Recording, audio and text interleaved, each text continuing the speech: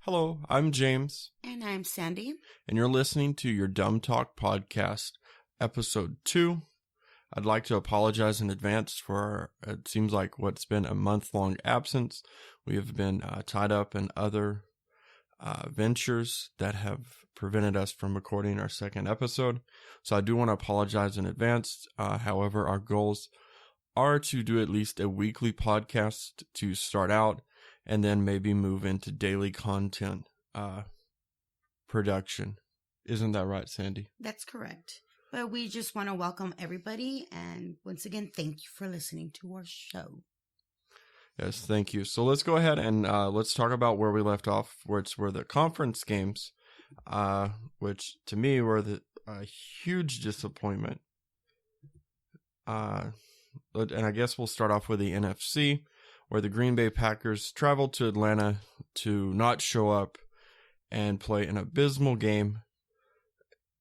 And really, it just kind of killed my mood that the Atlanta Falcons were going to go to the Super Bowl. Because, as you may know, the Atlanta Falcons scored 44 points versus the abysmal Green Bay Packers, the fake contenders. The Packers basically only scored 21 points, which came in the last half of the game, which wasn't even good enough for them to be in contention to win. So for me, they were a disappointing representative of the NFC. How do you feel, Sandy, about the Packers and the Falcons game? I feel also pretty disappointed myself. I mean, being a good team and all, I don't have any proper words to say right now. I'm just really disappointed. I was really looking forward to seeing them in the Super Bowl a few weeks ago. I'm really bummed, and what can I say? Really, really disappointed. Okay, and then we also had the Patriots versus your Steelers. I'll let you start off. What were your thoughts on the game and how the Steelers played and how the Patriots played? And at the end of the day, what led to the downfall of the Pittsburgh Steelers? I feel, well, first of all, it's another disappointing game. I had strong faith in the Steelers, considering that they are my team. But let's face it, they played against the Patriots. I feel like there was just not enough teamwork. I'm trying to find the right words to say. I feel like they need to probably work harder to be a better team. And I think just with this loss, maybe I feel like they probably, may have realized that they need to work better for this new season. But what can they work better on? Like offense, defense, special teams? Like, what did you see watching that game that you think they need to improve on for sure? For sure, I feel they need to improve on their offense. Is it with their passing, with their rushing? Like, where is it that you want them to improve the most? Or are you trying to say in a secretive way that you want to replace Ben Roethlisberger? I would say yes. They probably should consider replacing him. I'm not saying he's a bad quarterback. I mean, we have Le'Veon Bell, who is great, and we have Antonio Brown. But as I don't know if it's because of Big Ben's health issues that that's probably slowing him down, or he's just not as as great as before when he started. Well, obviously, and he's been in the NFL for a number of seasons. I think he was in since 2003 season. So, I mean, he has been around over 10 seasons now. So what kind of quarterback would you like them to replace Ben Roethlisberger with? Would you want one that's more mobile, or would you want one more that's still pass friendly as far as a majority of his plays is not rushing, but it's mainly getting deep balls to put them in contention for the game.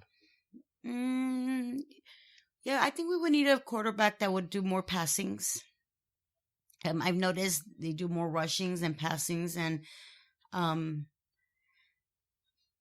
mean, I guess that's what I feel. That's what they need to work on.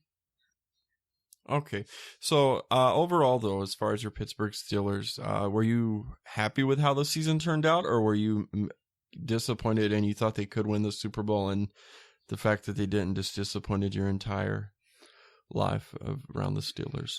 I would say I'm not bummed, but I'm also excited that it's been, a while to see them go this far into the NFL, or in the playoffs. How many years were they, like, after they went, when they faced the Packers in 2010? How many years did it take for them to even go this far in the playoffs? Because there were a few years that they didn't make it at all, right? I do believe so, that there were seasons that they either didn't make it or they were barely making it in. So, I mean, for me as a bystander, I was happy to see them go this far. But again, I think much like the Packers, they didn't show up playing to win. They showed up to play a game and hoped for the best. I don't think they had a winning game plan at all. So for me, that game was kind of disappointing.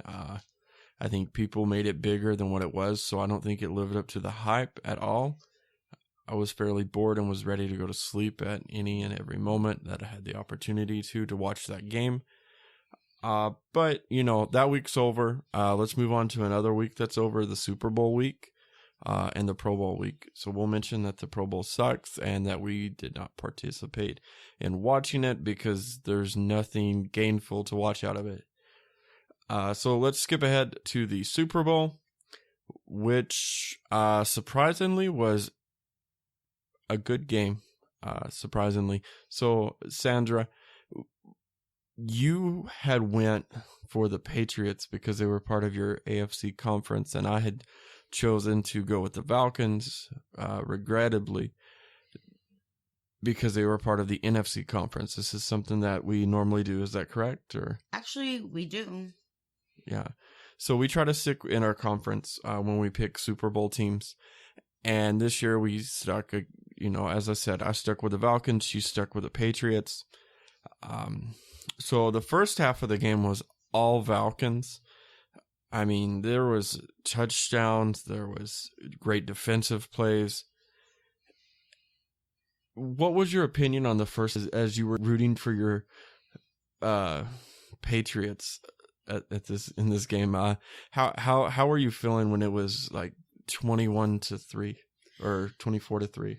I would say it was, at first I was like starting to get really disappointed, just because how, like you said, these were great, plays by the Falcons in the first half. Just overall in general, I mean, just when I saw 21-3, it was, wow, it's over. The game is completely over. There's no way they're going to come back at the, after the end of the second quarter. Okay, so let's actually talk about probably one of the, for me, the halftime show was lit on fire. Lady Gaga killed it. What I was really glad is that she didn't bring any like political stuff, even though that there are causes around the world. And it's not that I'm insensitive to, hunger, homelessness, or anything like that. But, when I watch football, I really just want to sit down and watch football. Football, much like wrestling for me, is an escape. And anytime you try to bring in some realistic aspect and you have somebody there who's like, I just want to take the time to say to the children of Cambodia, we love you, we miss you, and we're going to send you lots of food and money and all that. It's bringing more real world in. And if I find, to me, if you can't escape in something, you're going to go crazy. And that's what usually happens. That's why I don't watch the Oscars, the Emmys, the Grammys, any of these award shows, because everybody, they'll put a dress that's made of non-bunny hair to protest bunnies being made in dresses, or you know what I'm saying? So for me, I was just glad she didn't use political means, and that she just came out and entertained, which is what she was hired to do. What was your thoughts on her halftime show performance? I think it was really great. There's no doubt that, Lady Gaga's really talented. I really enjoyed the show. And like you said, she didn't involve any politics or none of that other crap, excuse me. But yeah, overall she did great. I'm very proud, of all that work she put in that halftime show. I was really impressed, although some people didn't like it, but everybody is free to, entitled to their own opinion. But for me, I think she was great. I could care less what other people think or if they disagree with my opinion. That's all I gotta say. Well, that's good that you're independent and you don't care what other people think. So let's move on to the second half of the Super Bowl. Second half was all Patriots, and it made the Falcons look like the team we all thought they were going to be at the start of the game, which, for the most part, their defense couldn't really keep up.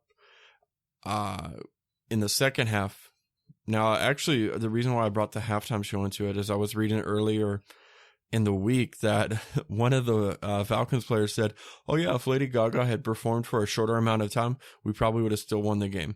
I don't think if that was his mindset, that somebody else had to perform shorter in order for them to win the game, then I don't think they were that prepared to win the Super Bowl, which is kind of disappointing for somebody who's rooting for for my particular conference that my Seahawks play in, and you have to come out with that. Like, I just don't think that. I think in the second half, they're a young team. They're a good team, but they're still a young team, and they made a lot of mistakes because they said, "Oh, we're up by 25 points," or was it 25 points that they went into the halftime? Yeah. So it was 25 points. They thought, "Oh, well, we have the game won." Well, no, that's only like 4 touchdowns. That can happen in 30 minutes. 4 touchdowns, that can happen in 30 minutes. So you haven't won the game. And they started doing the run the ball, take the time off the clock at the very first possessions of the game. And I didn't really understand that because, if it was like 3 minutes in the fourth, then of course you're going to run the ball. You don't care if you lose yardage. As long as you hold on to the ball and you somehow keep moving the chains, then you don't care. But when you're starting off your first possession in the second half like that, that tells me that the play calling is the wrong. Not only is it the wrong play calls, but it's just a big mistake. And so hopefully Kyle Shanahan, good luck with him being the future 4th place NFC West San Francisco 49ers coach. But, he could have made better play calls. I don't think he should have ran the ball. I think he should have instituted a short pass game instead of rushing. That way we could, the Falcons, they could have had a better shot at winning the Super Bowl. Yeah, I mean, like you said, they thought they had the game won, but, you shouldn't speak before your actions. You don't know your own luck. And just because you're ahead by so many points doesn't mean you have a secured winning game. It's pretty sad. But like you said, I'm pretty sure they're going to do a lot of improvements this coming season, as well as the other teams in the NFL. Yeah, and hopefully they should. But just one more thing about the Super Bowl. We did make a bet, like we do normally every year that we have opposing teams. Like if my Seahawks are in it, I usually go for my Seahawks, and she usually joins me in my fanism of being a Seahawks fan, so she'll join me. But anytime like there's 2 teams that's not our teams that we really we'll always make a bet. We started this back in 2011 when I first moved out to California. So this year we decided that I was going to dress up like a girl if the Falcons lost, and that she was going to dress up as a guy if the Patriots lost. So obviously we already know who won the game. It wasn't the Falcons, so I did have to dress up like a girl. Since we're not doing video to this podcast just yet, that'll be coming soon, and a few other announcements, but we'll announce here shortly. We'll have a picture of me dressed up in my full makeup, wig, and shirt, my entire attire. And that you can look for that at dumbtalkpodcast.com. Once again, dumbtalkpodcast.com. Anything you want to say about the bet? Or do you just want to leave it to people's imaginations what it looks like? We should leave it to the people's imaginations to look at, but I think we had fun that night. Yeah, it was really fun. I kind of, I became another character, I believe, when I was doing that. I don't think I hated it like I was supposed to. I kind of enjoyed it to the extent like I just wanted to play it up. But do we have any other news, or would you like to make our announcements? We could just share your exciting experience last week. A few people that we met last weekend. Yes. So we started off last weekend. We had met. I met some of my favorite podcasters from the Going in Raw podcast, Steven Larson. They were going to an independent wrestling show, but they had said they were going to have a meetup. So we were fortunate enough to go meet them. Really cool guys. Can't say enough for just the opportunity to meet them. Actually, I just became a Patreon supporter of theirs. Just before meeting them. I mean, it was so cool. We just chilled out. We had donuts. And we talked wrestling, which, by the way, I'm a super huge fan of. And then Monday, I'll do a backstory. Sunday night, we had went to a local Walmart to pick up a few needed items for our son. Yeah, for our son. And so we had seen on this thing that on President's Day, Sasha Banks, 3-time WWE Raw Women's Champion, Sasha Banks, was going to be there the next morning from 9 to 11:30, or 9:30 to 11:30, only for 2 hours. And unfortunately, we got there right at 9:30. There was a line. Of course, there was little girls crying that they were meeting their idol, which is super sweet. I think anytime you get to meet an idol of yours, whether it's 9 or at age 9 or age 90, it's really cool and super sweet. So we hung out actually for 5 minutes. This was, of course, after we had gotten caught taking photos, after they said no more people. So we'd waited for 5 to 10 minutes and chilled out with some other wrestling fans. And they said, oh, we have 6 more slots. And someone had driven from was it Long Beach or was it San Diego? I'm not sure where exactly she said she was coming from, but it's so funny how she was stating that she didn't, she wasn't supposed to be out there. So she kind of you're talking about the older girl. I was talking about the little girl whose dad was with her. But yeah, so there was this bigger girl who's like, oh, I didn't tell my parents I was coming here. I'm not supposed to be out this far. And so we thought that was cool. But then we were even talking with a guy who works at Smart and Final. We should go by and say hi and see what's up. Anyways, so we finally get in line. We bought 2 t-shirts. We met her. She has a super strong grip. She's very strong, but she's also very nice. Like, I'd read reports online that she was very, what's a good word for not nice? That she wasn't like one of the superstars you'd want to meet in public. Like, she doesn't seem to enjoy it. And for me, I think she did enjoy it. She was really cool. And I know there was a couple Walmart associates who got to chill with her in the back and take pictures, and I'm sure had signed autographed merchandise. So it was a great experience. So it was. She seemed like a sweet girl. She talked to us really nice. Like you said, she shook our hand. We got to take pictures. It was a cool experience. I mean, you don't meet celebrities every day. I mean, just a few years ago, I remember when I got to meet the Kardashians. Oh, yes, I remember. And remember how we joked with your sister that my butt crack was showing and that it was going to be featured on one of the episodes of Keeping Up with the Kardashians? I know. It had its small vignette. It was funny, but you don't get to meet celebrities every day, so it's a cool experience. Whether you like the celebrity or not. I'm not really a big fan of the Kardashians, but they're normal people just like all of us. I mean, yeah, they are normal people. I mean, I think a lot of people see what's on TV and they believe everything they see on TV. And really, I guess this is going to be like my advice tip for the day. Don't believe everything you see on TV or otherwise. Like, investigate, question everything you see. Don't just settle for a brief statement of what is. Make sure what is the truth. Because if you keep just believing what is and it's all a lie, then you've believed in a lie for your entire life and you've missed out on some of probably the greatest things that can happen in life, the greatest treasures, the greatest blessings in life. So that would be, I guess, my piece of advice. Don't believe everything you see on TV. Challenge it. Experience stuff for yourself. But with that, do you have any life advice that you want to give these people? Or yeah. Also, don't be afraid to state your opinion. I've seen on the social media how people get into arguments over one thing and then another.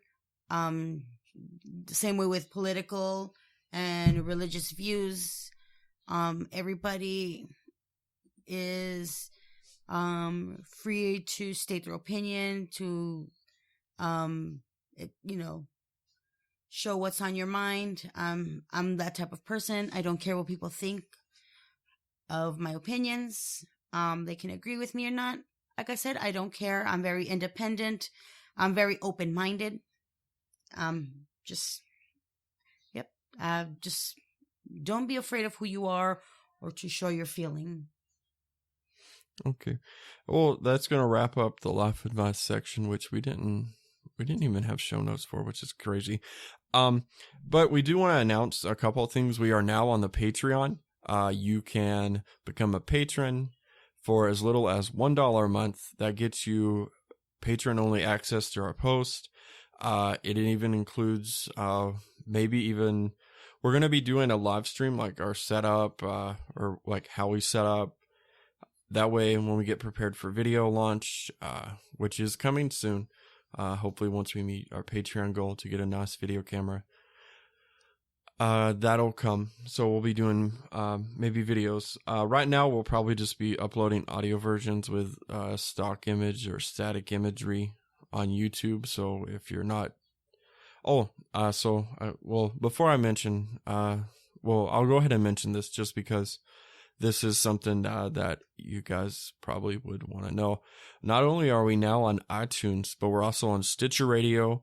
We're on TuneIn Radio. We're on Google Play. We're also listed on the Blueberry Podcast Directory. Hopefully there's enough of you who go there, get us featured. That way we can appear on Roku boxes and potentially Spotify. Right now there's no way for you to just get automatically distributed to Spotify. But if you would like to follow us on Facebook, we would really appreciate it. And where can they find us at on Facebook, Miss Sandy?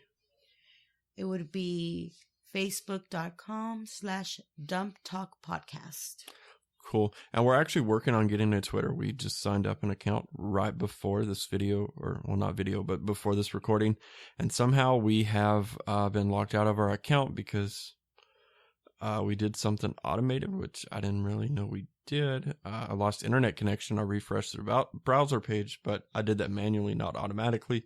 So who knows what's going to happen with that. But we are also going to be on the YouTube, which is going to be super awesome. But for right now, we're just going to be... So if you want to listen to this on YouTube, it's just going to be imagery and the post. But also, we are now on Patreon, as I mentioned before. We have 2 reward tiers as of this moment, as of this recording. We have a $1 tier, which gets you patron-only access to our... And then we also have a $5 tier. The $5 tier gets you a mention in our next episode podcasting. So we'll look at our new Patreons.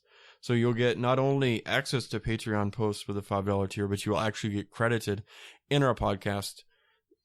Then we'll be introducing new tiers. We're still working with the tier system to see what is what's a great Patreon tier to have, and what you, our viewers or our listeners, get out of it. So thank you again for listening. This has been James. And this is Sandy. And you've just finished listening to the Dumb Talk Podcast.